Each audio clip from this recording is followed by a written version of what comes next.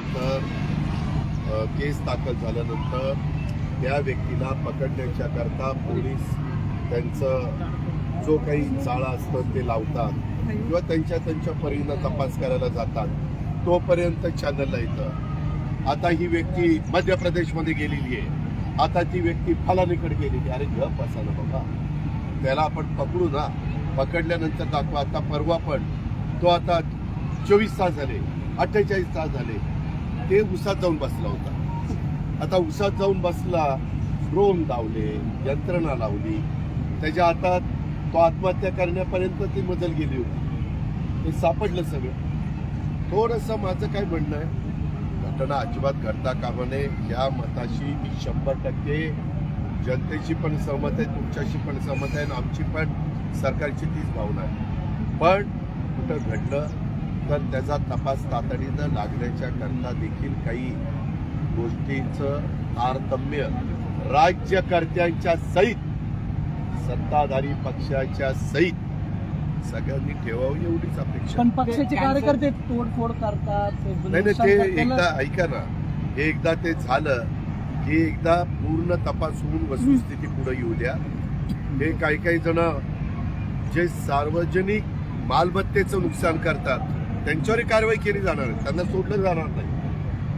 जर एखादा आरोपी सापडत नाही म्हणून तुम्ही काही स्वतःच्या घराच्या काचा फोडत बसाल, खुर्च्या तोडत बसाल, तिथं काही स्वतःला फार काही वेगळं दाखवण्याचा प्रयत्न करा. या संदर्भात मागं कोर्टाने सांगितलेलं आहे, सार्वजनिक मालमत्तेचं नुकसान जर कोणी करत असेल तर त्या पक्ष असेल किंवा त्या पक्षाचे कोणी कार्यकर्ते असतील, त्या पक्षाकडनं त्याची सगळी वसुली ती झाली पाहिजे. त्याच्यामुळं राग हा सगळ्यांना येतो, त्याच्याबद्दल दुमत नाही, परंतु राग पण व्यक्त करण्याच्या काही वेगवेगळ्या गोष्टी असू शकतात. अहिंसेच्या मार्गाने महात्मा गांधींनी देशाला स्वातंत्र्य मिळवलेला जगाला त्या माहिती झालेलं आहे. आणि अशा वेळेस फार काहीतरी आम्ही हवाच्या सवा करायला लागलेलो आहे आणि सगळं काही राज्याचं अगदी देखभाल करण्याची जबाबदारी ह्यांच्यावरच सोपवलेली आहे. हे जे काही जणांचा अतिउत्साह चाललेला आहे ना, त्यांना पण कायद्याच्या नियमाच्या प्रमाणे कारवाई केली जाईल.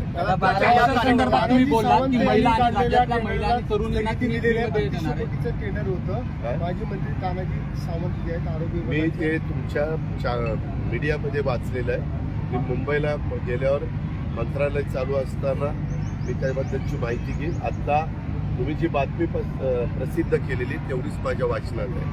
त्याच्यामुळं मी आज राज्याचा अर्थमंत्री, उपमुख्यमंत्री, शहानिशा करून मी त्याच्याबद्दल आरोग्यमंत्र्यांनी शिक्षण विभागामध्ये समन्वय दिसला नाही का? दादा भुसे यांनी नाराजी व्यक्त केली, समन्वय क्लासचा तर आणखी मोठा आणि राज्यव्यापी पण ते कार्यक्रम करतात, समन्वय तुला तेच म्हटले. दादा